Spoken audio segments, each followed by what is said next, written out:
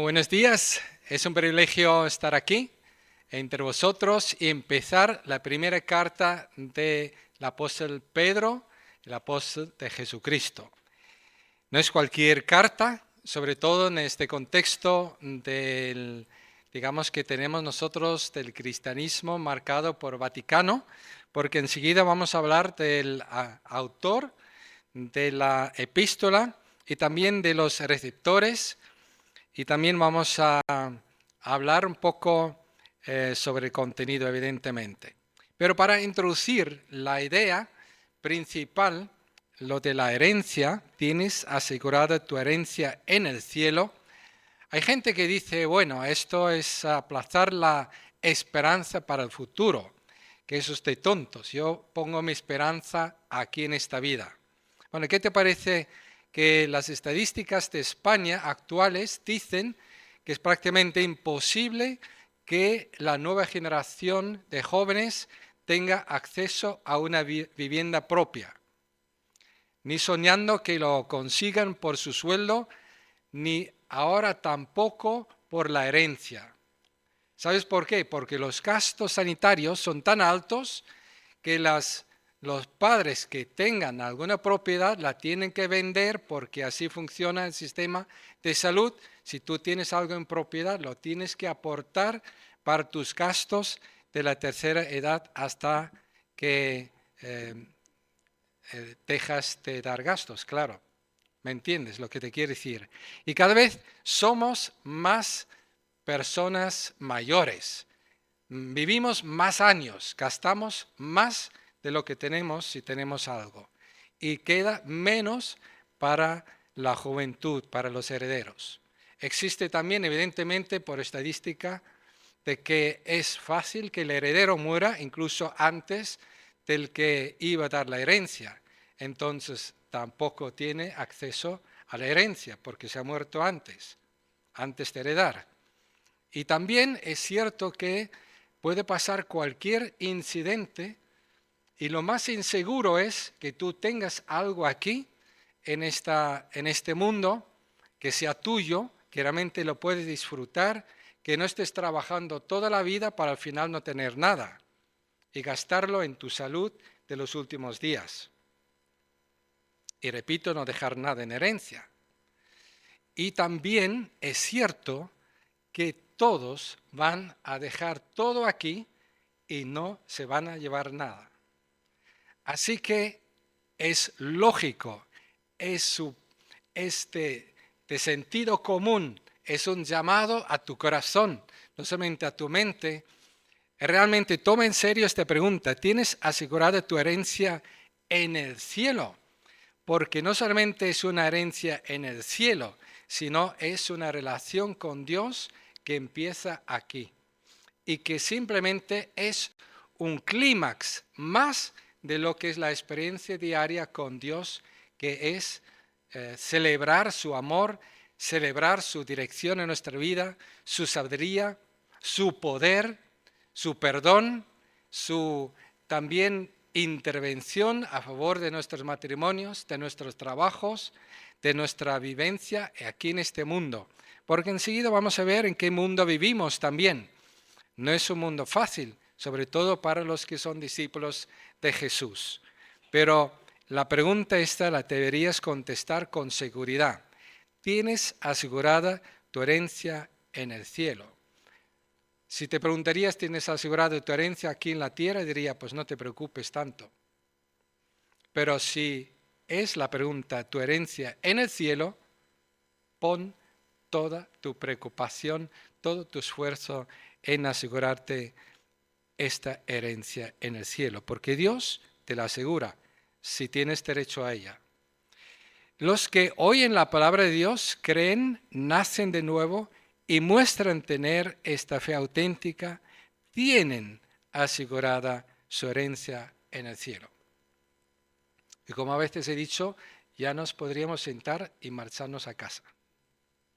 Con esto hemos dicho todo lo que dice 1 de Pedro, capítulo 1, pero vamos por partes. Tienes asegurada tu herencia en el cielo, la certeza de la salvación en un mundo donde nada es seguro. importantísimo. La salud, costes médicos, cuidados, consumos, el patrimonio, el consumo del patrimonio, desinterés también, herencias donadas por abandono familiar. Hay jóvenes hoy en día que ven más que dicen, ¿para qué voy a visitar al viejo ahí en la residencia que no sabe ni quién soy? Bueno, igual un día tiene suficiente lucidez para desheredarte porque le has abandonado y te vas a quedar sin herencia. Tragedia, el heredero fallece prematuramente y la economía también es una imposibilidad de acceso a la propiedad, imposibilidad. Los que oyen la palabra de Dios creen y nacen de nuevo y muestran fe auténtica, tienen su herencia asegurada. En modo de resumen. Vamos avanzando, no vamos a leer el capítulo de un tirón, pero vamos a leerlo poco a poco y vamos a hacer referencia a explicar cada parte importante. No da tiempo para explicarlo todo. Pero 1 Pedro capítulo 1, versículo 1 empieza así. Pedro, apóstol de Jesucristo, a los elegidos, extranjeros dispersos por el Ponto, Galacia, Capadocia, Asia y Bitinia. Pues aquí vemos que el autor es el apóstol Pedro, el apóstol de Jesucristo, y es significativo. En ningún momento dice el Papa de la Iglesia cristiana en el mundo. Ni lo dice al principio, ni lo dice al final. Te puedo decir lo que dice al final. Capítulo 5 dice, soy un anciano más entre todos los ancianos de todas las iglesias cristianas por todo el mundo. Uno más entre vosotros, anciano. Yo soy un anciano de esta iglesia y podríamos ser 2 o 3 incluso, según vamos creciendo. Y en todas las iglesias cristianas hay ancianos que pueden ser nombrados pastores o incluso se les podría llamar obispos si son de esta iglesia, porque son diferentes títulos para la misma persona. El anciano es el que tiene más madurez, el pastor es el que los cuida, y el obispo es el que tiene una visión más allá de lo que normalmente el resto de la iglesia tiene y lo reconocen. Pero Pedro aquí es llamativo. Cuando él escribe su primera epístola para darse a conocer a la cristiandad, quién es él, qué autoridad tiene, no se pasa de decir soy apóstol de Jesucristo, que ya lo sabíamos, pero también uno de los apóstoles, no dice el mayor de los apóstoles, no dice el principal, nada de eso como algunos lo están afirmando, no lo dice, se añade. Y recordad, el que añade la Biblia, dice la Biblia que él tendrá sus consecuencias también, porque Dios no le gusta que le añadamos nada a lo que él dice, ni le quitemos nada. Así que nosotros nos quedamos con esta idea clara, ni más ni menos, Pedro es apóstol de Jesucristo y él escribe a los elegidos, extranjeros dispersos por el Ponto, Galacia, Capadocia, Asia y Bitinia. Esos lugares pueden parecer extraños para nosotros, pero realmente son de la parte como Turquía, de la Asia y hoy en día, pero lo que él está diciendo, yo escribo a uno de los cristianos que están ahí dispersos por el mundo. Y curiosamente nosotros estaríamos pensando que Pedro escribe sobre todo a judíos, pero cuando leemos la carta detenidamente, hace referencia a que ellos, los receptores de la carta, han salido del paganismo, no del judaísmo, del paganismo. Pero les escribe como si fuesen parte de los judíos que ahora son cristianos, pero él sabe que están entre los judíos que en Babilonia, por ejemplo, porque al final de la carta Pablo saluda de parte de la iglesia en Babilonia. Babilonia era una comunidad con muchísimos judíos en aquel entonces, el siglo I, y él escribe posiblemente, tampoco lo dice, pero posiblemente escribe desde allá a estos judíos, pero no solamente judíos, sino también paganos, gentiles, que se convirtieron de los ídolos a Dios, de las prácticas de de desenfreno sexual, de las borracheras, de las parandas, incluso él menciona, de todo eso os habéis vuelto a Cristo para seguir a Cristo, y la gente que os ha conocido antes ahora se pone la mano a la cabeza. ¿Qué le ha pasado a esta gente? Se han vuelto locos. Antes estaban de fiestas con nosotros y ahora nos han dado la espalda para seguir a este Jesucristo, que dicen que murió por sus pecados y resucitó y es el Mesías. Pero quiero enfatizar aquí una cosa. Cuando menciona Babilonia, y cuando nosotros ahora mismo estamos, por ejemplo, leyendo toda la Biblia, llegamos al libro de Daniel, vemos lo que Babilonia significa en el cristianismo, en el judaísmo y en la Biblia. Babilonia significa todo menos digamos el pueblo de Israel, donde estaba el templo. Significa que Dios dejó a Israel, dejó el templo, dejó Jerusalén, y los que son suyos están esparcidos por el mundo, que para Dios es Babilonia. ¿Os acordáis de Babel al principio de la Biblia? Pues que son una sociedad, digamos, que se subleva contra Dios. Son esta sociedad que piensa que podemos creer en algún Dios, pero vamos a creer a nuestra manera en este Dios. Pero no vamos a creer a la manera de Dios, el único que dice el pueblo de Israel que existe, ni estos cristianos. Nosotros creemos en un Dios a nuestra manera. Es exactamente donde vivimos todos nosotros. Si os dais cuenta, nosotros vivimos en este mundo en una gran Babilonia. Y todos somos extranjeros en esta Babilonia, porque ninguno de nosotros estamos en el cielo donde está nuestra patria realmente, en la Jerusalén celestial, en la presencia de Dios, donde iremos por la resurrección de Jesucristo, y cuando Él venga, iremos y estaremos allá, y un día incluso la Jerusalén del cielo bajará a esta tierra para un nuevo cielo, nueva tierra, ocupar aquí, y Dios va a instalar su reino en toda la creación. Y los que somos suyos, los que tenemos acceso, derecho a esta herencia, vamos a estar con Él para siempre y gobernar con Él, juzgar con Él, administrar con Él y trabajar con Él y adorarle, evidentemente, y conocerle cada día más. Son extranjeros. Dice los elegidos. Algunos aquí han querido ver que aquí pone los elegidos, que Dios ha elegido a dedo. Yo no lo leo. Tú tampoco lo lees porque no está escrito. Algunos dicen que significa los elegidos, que Dios conoció de antemano si van a creer o no van a creer, porque Dios conoce todas las cosas. Tampoco lo dice.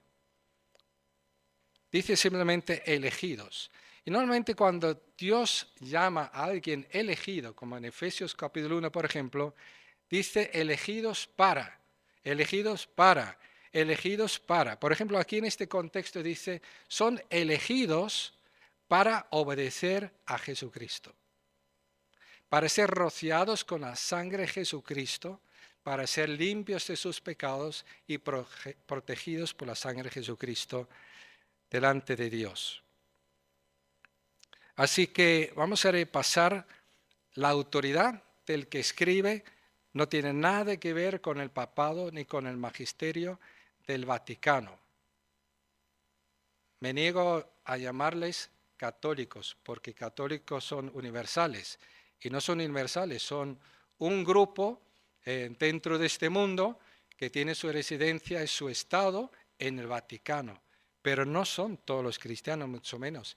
Hay otros cientos de miles de cristianos, millones, cientos de millones de cristianos en el mundo que no tienen nada que ver con el Vaticano, y por lo cual Pedro no le está esta autoridad, no representa esta autoridad tampoco del Vaticano, ni nosotros deberíamos caer en esta trampa, para decirlo así de alguna forma. Él es un anciano más, y Cristo es la única cabeza, la única roca de la iglesia, que además Él mismo lo está desarrollando diciendo en el capítulo 2 que Jesucristo es la roca, no Él, Jesucristo. Pedro le describe como un igual entre los ancianos, apóstol a los judíos, pero también Jesús prohibió enaltecer a líderes terrenales en su lugar.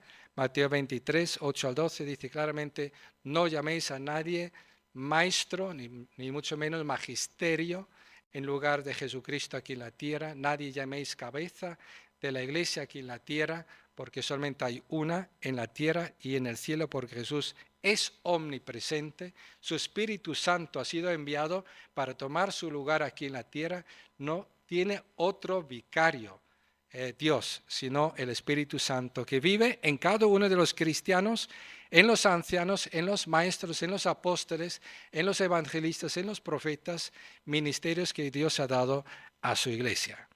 Así que la teología del exilio vamos a ver reflejado en esta carta, curiosamente, porque él escribe a estos receptores de la carta, paganos, gentiles como tú y yo, o judíos, como nosotros no, pero escribe a ellos como si estuviera escribiendo al pueblo en el exilio, como si fuese en el exilio de Babilonia. La misma manera como Daniel recibió, digamos, la indicación de parte de Dios de cómo comportarse en Babilonia. Y se ha dicho, Daniel llegó a ser el segundo del gobierno, del mayor gobierno en aquel entonces de Babilonia, por su testimonio, por su perseverancia, por su fidelidad, por saber estar.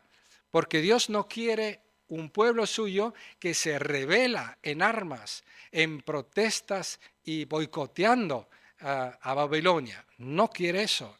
Tampoco quiere gente que se amoldea a Babilonia, porque Él es nuestro Dios. Él tiene un patrón para pensar y vivir como Él quiere que nosotros vivamos. Somos una contracultura, pero somos no como un ejército que hay que temer, sino somos como la levadura que leuda toda la masa positivamente, influye en todo el mundo y convierte y cambia los gobiernos, los jefes, los vecinos, las familias, los matrimonios, las comunidades de gobiernos y los gobiernos por nuestra influencia, llenos del Espíritu de Dios y del poder de Dios. Así que sí, vive santamente en medio del mundo, pero no intenta reconquistar políticamente el mundo, no huye del mundo, ni se acomoda al mundo. O sea que ni claustros, ni revolución, sino ni acomodarse para que no nos señalen como cristianos, sino está dispuesto a ser señalados como cristianos, pero por muy mal que hablen de nosotros, al final nos tengan que dar la razón. Eso no quiere decir que no podamos votar en contra de ciertas personas que son especialmente agresivos en contra de Dios y del cristianismo. Podemos orar que Dios los quite de medio también, y Dios los puede quitar de medio. Lo he experimentado, lo he hecho aquí mismamente en Burgos 2 veces, y Él puede hacerlo cuando Él quiera, y nosotros oramos por fe. Pero no somos peligrosos, sino somos peligrosos para los corruptos, para los que son injustos, los que son abusivos en su poder, que son peligrosos para el resto de la población, porque nosotros somos sal de la tierra y luz en el mundo. Así que los destinatarios de esta salvación, dice, según la previsión de Dios el Padre, mediante la obra santificadora del Espíritu para obedecer a Jesucristo y ser redimidos por su sangre, que abunden en vosotros la gracia y la paz. Esa es la salutación de Pedro en el versículo 2. Según la previsión de Dios, el Padre, es lo que mencioné ya, que no dice aquí nada de previsión a dedo, ni tampoco previsión porque han creído, sino es una previsión, y Pedro lo adelanta, porque luego más adelante él dice con toda claridad, eso sí que está escrito, que Jesús fue escogido por Dios Padre antes de la fundación del mundo para que Él sea el autor de nuestra salvación. Esto sí que está escrito en cuanto a la previsión de Dios el Padre, el conocimiento anticipado. También está escrito que anunció a los profetas de antemano, cientos de años antes de venir Jesucristo, quién es este escogido, que cómo va a venir, que va a nacer en Belén, que va a sanar los enfermos, que va a predicar por medio de las parábolas, que va a morir en una cruz, crucificado por nuestros pecados, cargando nuestros pecados, que va a resucitar el tercer día, que va a ser glorificado, ascender al cielo, va a interceder por nosotros para que nuestra fe nos falle. Todo está escrito por los profetas, por la previsión de Dios el Padre y mediante la obra santificada del Espíritu Santo. Aquí vemos el protagonismo de Dios Padre, de Jesucristo el Hijo y también del Espíritu Santo. Así que predicación del Evangelio, vemos al final del capítulo, dice, este es el Evangelio que os hemos predicado. Y porque os lo hemos predicado y porque lo habéis creído y habéis sido creyentes en este Jesucristo, por esto habéis sido salvados y santificados por el Espíritu Santo y habéis sido elegidos para obedecer a Dios y a todo lo que significa ser salvo. Es la predicación del Evangelio, es por donde Dios llega a nosotros, hay que decir, también Dios nos llega a través de la predicación de la creación. Romanos 1 dice, el que escucha la predicación de la creación es sin ninguna excusa ante Dios si no cree en este Dios creador y no lo empiece a buscar. No tiene excusa ante Dios. Es digno de la condenación eterna. La voz también de nuestra conciencia, que sabemos perfectamente lo que hacemos, es digna de condenación. Si nosotros no hacemos caso a la voz de la conciencia, sin nada más, somos sin excusa, según Romanos capítulo 1 al final y capítulo 2 al principio. Y mucho menos tenemos excusa los que tenemos la Biblia y no la leemos, como en este país, por ejemplo, en esta cultura cristiana. La mayoría de la gente no lee la Biblia porque no toma a Dios en serio. No hay otra explicación. Tienen tiempo, saben leer, tienen Biblias, lo pueden tener gratis. El jueves estuvimos, Beatriz y yo, en el Talamillo, que es nuestro gimnasio, y hay un chico que ya le hablé alguna vez y este jueves le dije, hoy no lees nada. Mira, te aconsejo que leas la Biblia. Y la tienes gratis. La puedes bajar en YouVersion y puedes leerla. Dice, voy a seguir su consejo. Yo tengo una Biblia en casa, voy a empezar a leerla. Qué bonito. Le pregunté, ¿cuántos años tienes? 12 años. No dije mucho más porque está prohibido hablar a menores de edad. Pero le di un consejo, no le hablé más. Eso se puede hacer. Pero hay que insistir en que la gente lea la palabra de Dios. Nosotros hemos hecho por esto la guía de Primero de Pedro. ¿Tú la has leído? ¿Has leído el día 1, el día 2, 3, 4, 5? La meditación de todo el capítulo para prepararte. No digas que no tienes tiempo. Yo tenía tiempo para hacerla. Que costó muchísimo. Imprimirla. Hasta las tantas de la madrugada. Con una impresora rota y otra rota. Y venir aquí a buscar la otra de oportuno para seguir imprimiendo, para tenerlo a tiempo. El domingo pasado. Ha costado muchísimo a mí entregar en tus manos esta primera epístola de Pedro, los 5 capítulos en lecturas de 25 días solamente, con una fracción para leer cada día y meditar y apuntar, y tomar nota, cómo aplicarlo a tu vida. Así hay que leer la Biblia, con la mente y con el corazón, y con la disposición a aplicarlo y cambiar nuestra vida. La predicación del Evangelio nos llega, la fe en Cristo es el resultado si nosotros lo recibimos, el mensaje. El nuevo nacimiento es el fruto, es la obra del Espíritu, y elegidos para obedecer es lo que es lo normal. Somos elegidos para obedecer a Jesucristo, alejados de la idolatría. La elección no se describe aquí como origen del nuevo nacimiento, sino sin responsabilidad propia, sino como el resultado de creer la palabra del Evangelio. Toma nota, yo lo estudié y lo reestudié y escuché vídeos de los que dicen una cosa, dicen otra cosa y otra también, lo volví a leer, lo volví a leer y lo volví a leer y lo volví a meditar y no dice más de lo que digo y creo que eso es el énfasis correcto.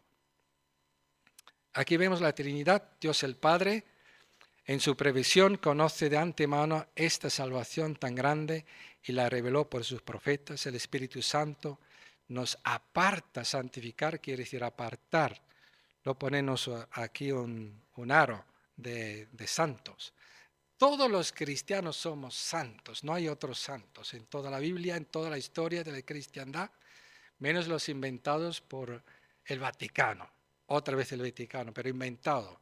No es conforme a la Biblia, es contrario a la Biblia. El Espíritu Santo santifica, obra mediante la predicación del Evangelio para producir nuevo nacimiento y Jesucristo fuimos elegidos para obedecerle y ser redimidos por sus sacrificios. La elección como resultado, no como origen arbitrario. La elección aquí no es una selección previa donde Dios elige a unos sí y a otros no arbitrariamente. Todos los que han creído el Evangelio han nacido de nuevo y por tanto son elegidos por la obediencia para la obediencia a Jesucristo. El resultado es el abandono de la idolatría y desenfreno. ¿Qué tal estamos? Vamos, tenemos todavía algunos versículos por delante. Una esperanza viva, la herencia segura. 1 Pedro capítulo 1, 3 a 6.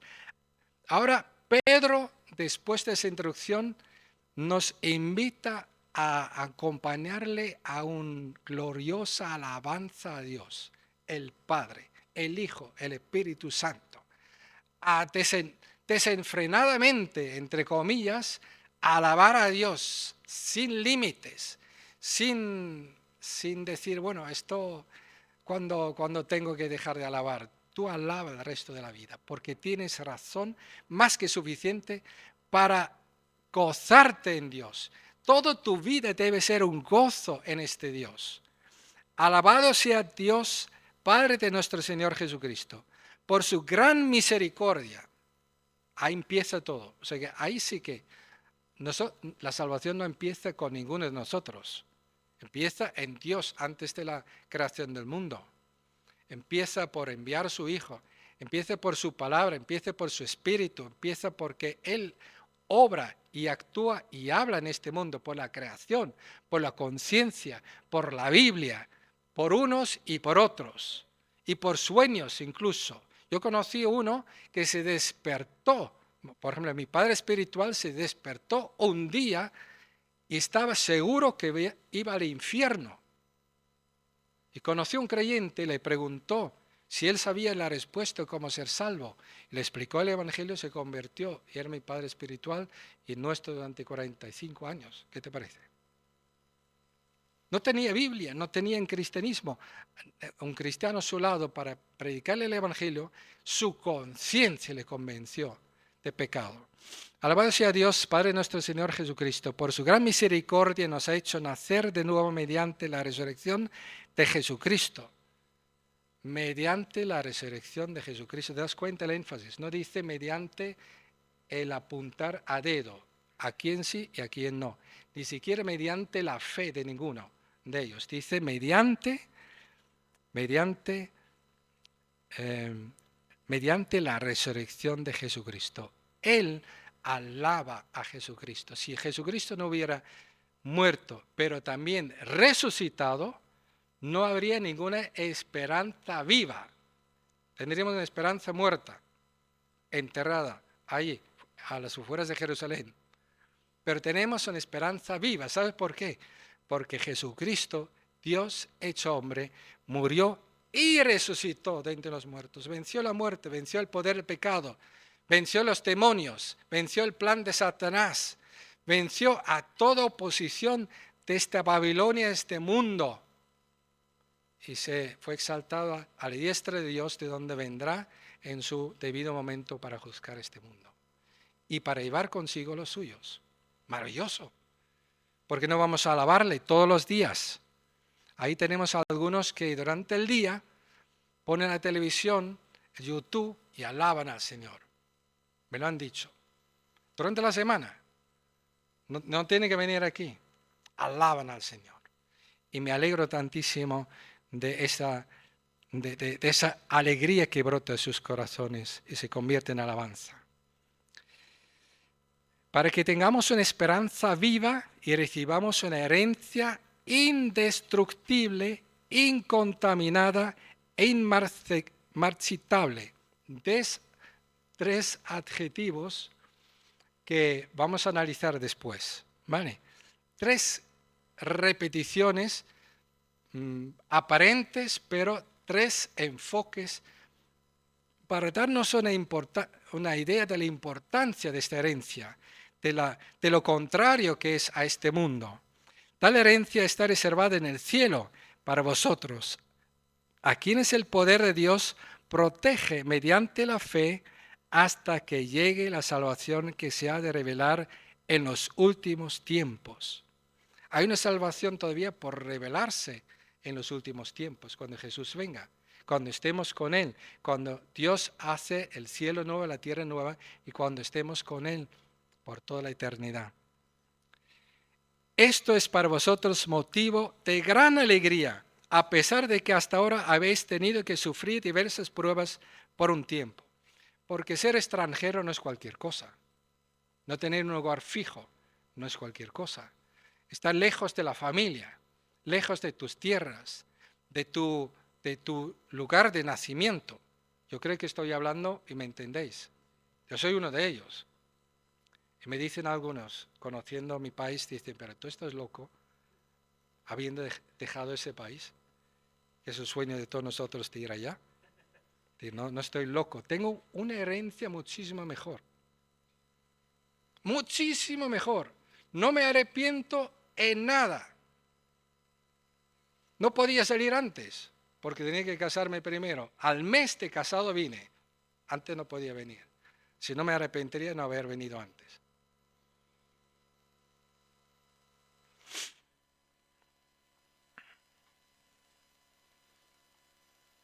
¿Dónde estamos? Una esperanza viva y la herencia asegurada. Indestructible hace referencia a que está fuera del alcance de la muerte que aquí reina en este mundo. Incontaminada hace referencia al alcance del pecado en este mundo. ¿Cuántos pecados se han despertado por la herencia aquí de esta tierra? ¿Cuántas familias se han destruido? ¿Cuántos han muerto? Asesinados, envenenados.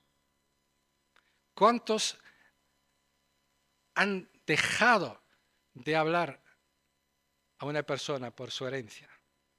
¿Cuántos están en litigios por años por la herencia? Para reclamarlo, porque eso es otra cosa, ¿eh? Tú heredas, pero otro puede meter un litigio y arrebatarte la herencia, porque el juez le da la razón. Yo conozco casos. Ahora te voy a decir que hay otras alternativas. Yo conozco una persona que es mi esposa que ha renunciado a litigiar por su herencia a favor de su hermano que padece una discapacidad y había que dar todo el dinero a él para que tenga suficiente sustento y no le falte nada hasta el final de su vida. ¿Qué te parece? Se puede hacer. Porque hay cosas más importantes. Yo un día firmé un papel y dije, renuncio a toda mi herencia, papá. Y cuando se murió, yo mantuve la palabra. Y dije a mi hermana, no te preocupes, nosotros somos de Dios. Da lo mismo que tú tengas el dinero, que lo tenga yo, lo vamos a utilizar para la gloria de Dios. A mí no me hace falta la casa, quédate con ella. Se puede hacer. Porque hay cosas que son mucho más importantes. El escudo supremo de nuestra seguridad es el poder de Dios no falla. Nuestra herencia está reservada en los cielos y nuestra fe es protegida por la garantía absoluta de Dios. Ahora, ¿cómo lo sé yo? ¿Sabe por qué? Porque el que escribe, Pedro, no es cualquiera. Este Pedro escuchó una vez a Jesús decir, tú me vas a negar 3 veces. Y juró que no lo conocía a Jesús.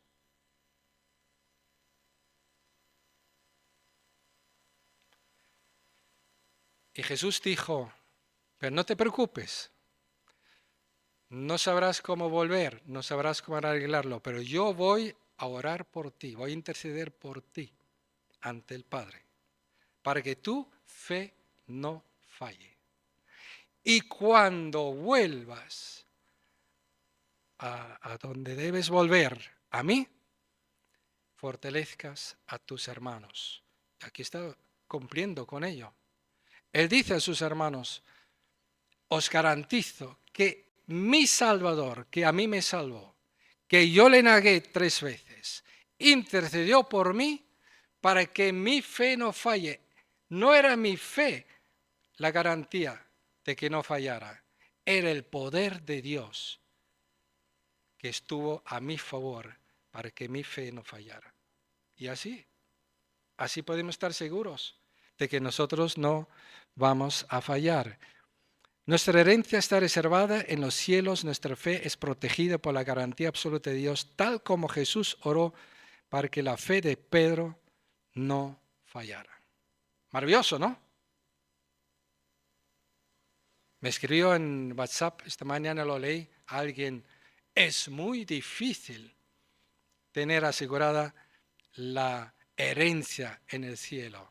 No le contestó todavía. Espero que escuche mi predicación. Es muy fácil estar seguro. Escucha el Evangelio. No escucha cualquier cosa. Escucha el Evangelio. La palabra de Dios.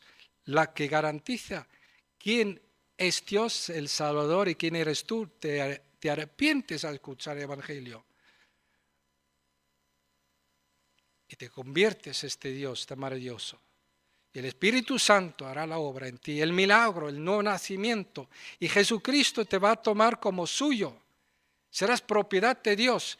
Y Dios con todo su poder, y Jesús dijo, tengo toda la autoridad en los cielos y en la tierra, Él va a interceder por ti ante el Padre para que tu fe no falle, sino que vas a disfrutar de la herencia. Pero espabilate, es lo único seguro que tienes en la vida. No vivas para lo inseguro, vive para lo seguro. Para lo inseguro lo necesario. Para lo seguro todo lo que puedas. Todo lo que puedas. Invierte todo lo que puedas. Convierte todo en algo que sea para vivir para la herencia de Dios. Porque tú puedes comer para tener fuerzas para vivir para Dios. Tú puedes dormir para tener nuevas fuerzas para vivir para Dios. Tú puedes trabajar para glorificar a Dios en tu puesto de trabajo y para tener dinero para ofrendar, para invertir en el reino de Dios, para apoyar este misionero que tenemos ahí en un país musulmán. Tú tienes la capacidad de tener una familia que sea un testimonio en este Babilonia, donde vivimos nosotros, una contracultura de tu familia que sea un testimonio del poder de Dios y lucha por ello. Y lucha por tu salud, como yo. El domingo pasado tuve que ir a urgencias, luchando toda la semana por mi salud. ¿Por qué? Porque no me puedo dejar así ir y decir, Gustavo, a ti te toca predicar, lo siento. Estoy con medicación, estoy en urgencias, ahora vuelvo otra vez a urgencias porque todavía... No. Está bien, ¿no? Gustavo, un día igual te pasa, pero ¿por qué no voy a predicar yo?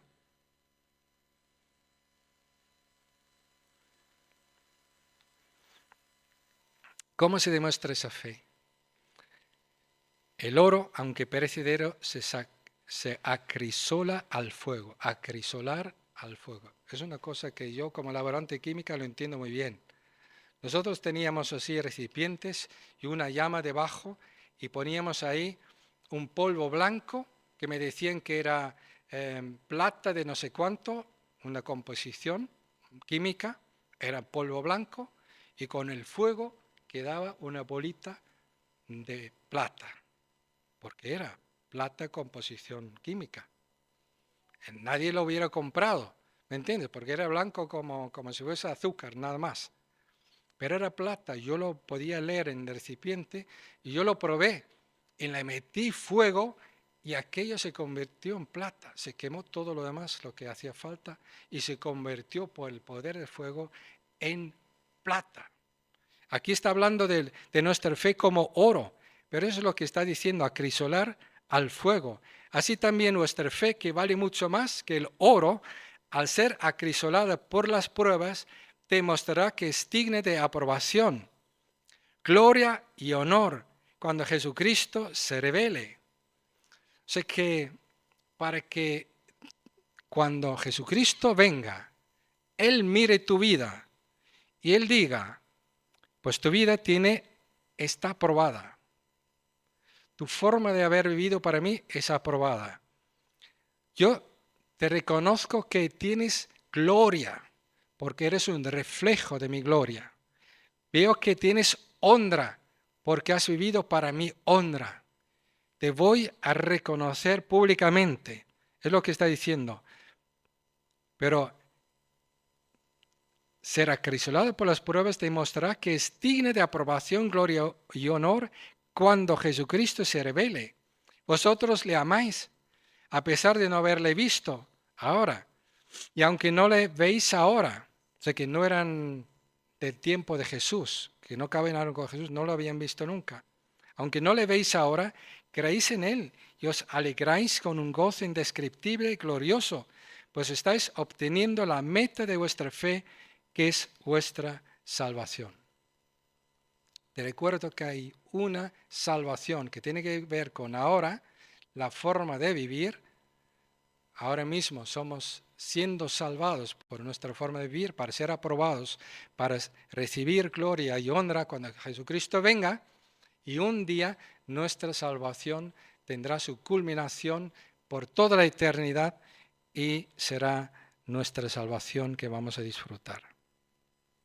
Eso es como se va acrisolando el creyente. Arriba, pruebas, sufrimientos, persecuciones, dificultades, difamación, malos vecinos, malos familiares, malos jefes, malos gobiernos, dificultades por todos los lados, salud precaria, todo lo que tú quieres meter allí, Dios lo sabe utilizar para sacar de tu vida oro puro. ¿Qué vamos a decir en contra de eso? ¿Quejarnos? Porque Dios convierte nuestra vida llena de imperfecciones, llenas de impurezas, llenas de carencias, lo convierta en oro puro. Ojalá que nuestra vida cada vez parezca más a oro puro. Y cuanto más nos conozcamos, digan, Maglexi, brillas cada vez más como oro. Tu fe brilla cada vez más como oro. ¿De acuerdo? Aplicación, las pruebas no destruyen la fe verdadera, sino que la revelan y la purifican. ¿Sabes? Que el oro no se puede destruir por esa llama. La plata no se destruye por esa llama. La bomba atómica sí que la destruye. Es perecedero el oro, que eso no lo sabías. Un día va a perecer el oro. Todos los que tienen oro allí, para tener seguridad, lo van a perder cuando Dios destruya por el poder del fuego este mundo viejo y va a hacer un nuevo cielo, una nueva tierra, donde el oro tuyo no vale para nada. Las pruebas no destruyen la fe verdadera, acuérdate, solamente la purifican. Eso te lo vuelvo a poner para que te acuerdes del contexto donde nosotros somos probados. No tenemos que huir del matrimonio. Hay gente que prefiere el perro. Menudo gasto que tienen. Para nada. Perdona que lo digo para nada, para poco. No te huyas del trabajo duro. No huyas de los problemas. No huyas del desafío. No huyas de tu familia. No huyas de estar en la obra, expuesto en gobierno, en en situaciones realmente difíciles, complicadas, que para lo cual tienes que estudiar, pero muchísimo. Yo me acuerdo de John Lennox. Él dijo, yo entendí que mi llamado no era ser un estudiante que solamente piensa cómo evangelizar a sus compañeros, sino uno que un día va a evangelizar en todo el mundo a la más alta esfera. Y por eso tuve que estudiar, estudiar, estudiar, estudiar, estudiar, estudiar, estudiar y estudiar. Y él tuvo entrevistas con los más altos ateos y agnósticos de nuestros tiempos, porque estaba a su altura y por encima. Conocía todos sus argumentos científicos, lo entendía. Tiene varios doctorados, el hombre, John Lennox. Tiene también un estudio de la palabra de Dios a altísimo nivel. Para mí es una fuente de inspiración, por eso digo, lee el libro. ¿Predestinado para fe o no? Léelo.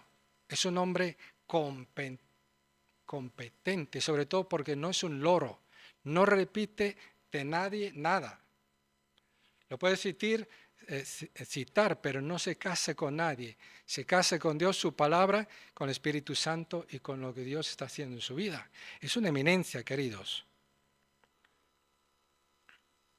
1 Pedro dice, los profetas que anunciaron la gracia reservada para vosotros estudiaron cuidadosamente esta salvación. Ahora está explicando porque dice que Dios en su previo conocimiento nos está hablando de esta salvación. Primeramente escogió a su Hijo antes de la fundación del mundo, pero también a través de los profetas anunció cientos de años antes a través de su pueblo Israel esta salvación tan grande. Querían descubrir a qué tiempo y a qué circunstancias se refería el Espíritu de Cristo que estaba en ellos y cuando testificó de antemano acerca de los sufrimientos de Cristo y de la gloria que vendría después de estos. A ellos se les reveló que no se estaban sirviendo a sí mismos. Sé que ellos, estos profetas, se dieron cuenta que, ojo, esto no es para Israel, eso no es para Daniel, que está en Babilonia, eso no es para los de Jerusalén, eso no es para los discípulos ni siquiera de Jesús todavía. Eso es para algo más allá de la muerte del Mesías, de su resurrección. Y cuando Él está ascendido en gloria, cuando venga el Espíritu Santo, cuando Dios cambia el corazón de piedra, da un corazón del Espíritu, un corazón de carne, pone su ley en el corazón humano. Es una salvación grandiosísima. A ellos se les reveló que no se estaban sirviendo a sí mismos, sino que os servían a vosotros. Hablando de las cosas que ahora se han anunciado, los que os predicaron el Evangelio por medio del Espíritu Santo, enviado del cielo. ¿Por qué creyeron? Porque les fue predicado el Evangelio, enviado por el Espíritu Santo del cielo. Aún los mismos ángeles anhelan contemplar esas cosas. Cuando los ángeles tienen ganas de saber lo que tú sabes, tiene que ser importante. Si los ángeles tienen ganas de descubrir tu relación con Dios a través del Espíritu Santo, de Jesucristo, tu nuevo corazón, lo que significa nacer de nuevo. Cuando los ángeles tienen ganas de saber que es una iglesia, una gente llamada fuera de este mundo, fuera de esa Babilonia, para seguir a Jesucristo. Y cuanto más sufran, más parecen a oro. Y cuanto más padecen, más glorifican a Dios. Esto quieren ver los ángeles. Les vuelvo loco.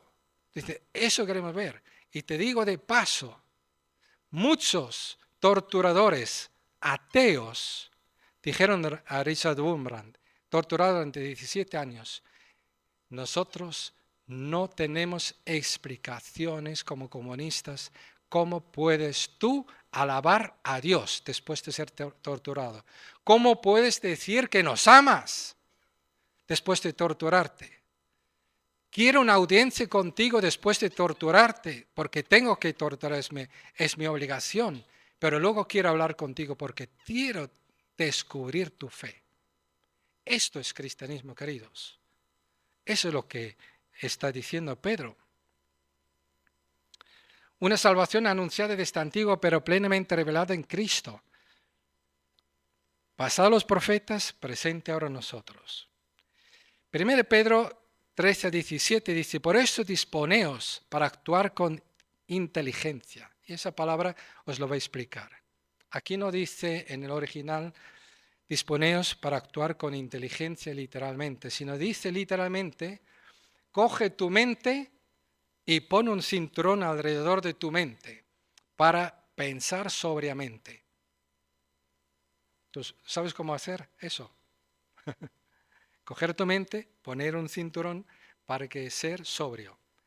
No, por eso se ha traducido así, porque no tiene ningún significado de otra forma, pero tiene importancia, porque está diciendo, queridos, estoy diciendo todo el rato que sois extranjeros, sois peregrinos en este mundo, que sois como los enviados a Babilonia, como Israel en Egipto, que cuando se dieron cuenta que era hora de salir de la esclavitud y ser liberados, y que la sangre del Cordero es la garantía y el poder de Dios os la va a liberar, y que hay que ir a alabar a Dios y vivir para Él, para un futuro con Él, allí tuviste que ceñiros la ropa. No pudiste ir con estos telaros, telas tremendas, andando por ahí, corriendo, huyendo del mundo de Egipto. Tuviste que coger un cinturón, que por cierto yo no tengo, pues se me cae el pantalón. Pero no tengo que correr, ¿me entiendes? Solamente tengo que estar aquí y luego me subo al coche, pero si tuviese que correr tendría que ponerme un cinturón, porque no se puede correr sin ello. Y no se puede vivir la vida cristiana sin una mente controlada, enfocada en el futuro, en huir de este mundo, en el sentido de no acomodarse a este mundo. A Chico Abdul le escribí anoche, espabila Abdul, tienes que aprender a luchar en un mundo de maldad, tienes que anticiparte a los planes del diablo, lo que hace la gente para eliminarte. Tienes que estar consciente donde vives. Te puede pasar cualquier cosa si no espabilas. De hecho, te ha pasado de todo. Espabila, ciñe tu mente. Es lo que está diciendo. Pero eso disponeos para actuar con inteligencia. Tened dominio propio. Poned vuestra esperanza completamente en la gracia que se os dará cuando se revele Jesucristo. Como hijos obedientes, no os amoldéis a los malos deseos que teníais antes, cuando vivíais en la ignorancia. Mas bien sed santos en todo lo que hagáis, como también es santo quien os llamó. Pues está escrito, sed santos porque yo soy santo. Ya que invocáis como Padre al que juzga con imparcialidad las obras de cada uno, vivid con temor reverente mientras seáis peregrinos en este mundo. Siempre hay que aprender algo más. Yo en este párrafo leo que Dios no solamente es mi Padre, ahora mismo, sino también sigue siendo juez. Porque es juez, aunque sea mi Padre. Y dice que debemos vivir en temor por ser Dios un juez. Y lo dice a ti y a mí. Porque Dios sabe juzgar a sus hijos. De hecho, esta carta dice que el juicio que va a caer sobre este mundo tiene que empezar por la iglesia. Porque tiene que ser purificada. Tiene que ser purificada. Tiene que ser purificada. Tiene que ser preparada para estar con el Señor. No pueden estar las cosas sin ponerse a cuentas con Dios y unos con otros. No podemos hacer lo que sea. Evidentemente no es lo mismo que el Padre te juzgue, que tú seas enemigo de Dios y Dios te juzgue. Hay una gran diferencia. Pero aquí dice, viví con temor reverente mientras seáis peregrinos en este mundo, y lo dice, ¿por qué? Ya que invocáis como Padre al que juzga con imparcialidad las obras de cada uno, de nosotros también, viví con temor reverente mientras estáis peregrinos en este mundo. Hay gente que dice que, bueno, Dios, buenachón. No es. Es santo. Él dice, yo soy santo, quiere que seas tú también. Yo lucho por ser un buen testimonio en este mundo, yo quiero que lo seas tú también. Yo voy a juzgar este mundo, yo quiero que seas un día digno de juzgar conmigo este mundo, pero para eso voy a juzgarte yo primero a ti, para que tú puedas juzgar al mundo. Es lo que dice aquí. Un pueblo santo para un Dios santo. Como bien sabéis, vosotros fuisteis rescatados de la vida absurda que heredasteis de vuestros antepasados. El precio de vuestro rescate no se pagó con cosas perecederas como el oro o la plata, sino con la preciosa sangre de Cristo, como de un cordero sin mancha, sin defecto. Cristo, a quien Dios escogió antes de la creación del mundo, se ha manifestado en estos últimos tiempos en vuestro beneficio. Por medio de Él creéis en Dios, que lo resucitó y glorificó, de modo que vuestra fe y vuestra esperanza están puestas en Dios. Rescate pagado, no con oro ni plata, que son perecederos, sino con la sangre preciosa de Cristo. Aplicación: cuanto mayor son los privilegios recibidos, mayor es también nuestra responsabilidad de vivir para Dios. Cuanto más que pienso lo que Cristo pagó por mí, cuanto más aborrezco el pecado en mi vida. El nuevo nacimiento produce obediencia, queridos. Vamos terminando. Ahora que os habéis purificado obedeciendo a la verdad, solamente un inciso, nacer del agua y del Espíritu es porque en la palabra de Dios purifica, como dice aquí. Ahora que os habéis purificado obedeciendo a la verdad y tenéis un amor sincero por los hermanos, amaos de todo corazón los unos a los otros, pues habéis nacido de nuevo, no de simiente perecedera, sino de simiente imperecedera, mediante la palabra de Dios que vive y permanece, porque todo mortal es como la hierba, y toda su gloria como la flor del campo. La hierba se seca y la flor se cae. Si no, mírate en espejo. Mira la foto hace 20 años, hace 10, hace 5. Y esta es la palabra del Evangelio que se os ha anunciado. Pero la palabra Señor permanece para siempre. Y esta es la palabra del Evangelio que se os ha anunciado. Recuerda el sembrador. El sembrador sembró. Depende del terreno. Algunos no recibieron, otros reciben el Evangelio, pero no perseveran ante las pruebas. Pero el que recibe la palabra de Dios con fe verdadera, recibe por fe, nacen de nuevo por espíritu, dan fruto con perseverancia, 30, 60, 100%. Evidencias de nuevo nacimiento: amor sincero a Dios, obediencia a su palabra, la palabra de Dios, no de otros, amor de todo corazón a los hermanos. Momento de pensar, mira, momento de encuentro con Dios y unos con otros. ¿Quién tiene verdaderamente asegurado su herencia en el cielo? No que simplemente dice ser cristiano, sino que ha oído y creído en Jesucristo a través del Evangelio. Ha nacido de nuevo por la palabra viva de Dios. Obedece a Jesucristo y persevera en una fe auténtica. Vive en santidad, ama a los hermanos y permanece firme en las pruebas. Examina tu vida. ¿Descansas únicamente en una profesión de fe o puedes ver las evidencias en tu vida? ¿Solamente te apoyas en tu profesión de fe, en tu bautismo un día? ¿O realmente hay una vida que evidencia a lo largo de tu vida que tú has nacido de Dios y tienes este corazón nuevo, la palabra de Dios en tu corazón, y das fruto que persevera por más dificultades, más se parece al oro de una fe verdadera? Si aún no, hoy es ese mismo evangelio. Hoy ese mismo evangelio sigue siendo la palabra viva por la cual Dios hace nacer de nuevo a todo el que cree. O sea que aquí todo el mundo puede salir seguro de su herencia en el cielo. Si no estás seguro, puedes ahora asegurarte por la fe en el Evangelio que acabamos de leer.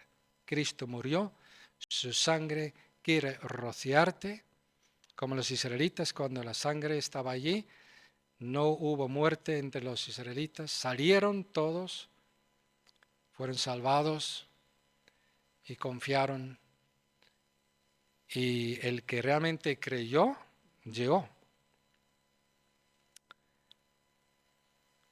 Pero examínate y toma decisiones en tu vida. Es urgente, ¿no? Es urgente. Es urgente también decirlo a los demás. Como decimos, somos una iglesia que queremos multiplicar a personas que son discípulos, no oyentes, discípulos de Jesús, y queremos ser también formados para discipular a otros. Ahora también que este agosto me toca escribir la lección de cómo evangelizar, aunque lo dice la primera lección, pero lo voy a escribir para que todos lo entiendan y lo puedan evangelizar con más eficacia. Seamos diligentes, el tiempo es corto, queridos, y la eternidad vale la pena.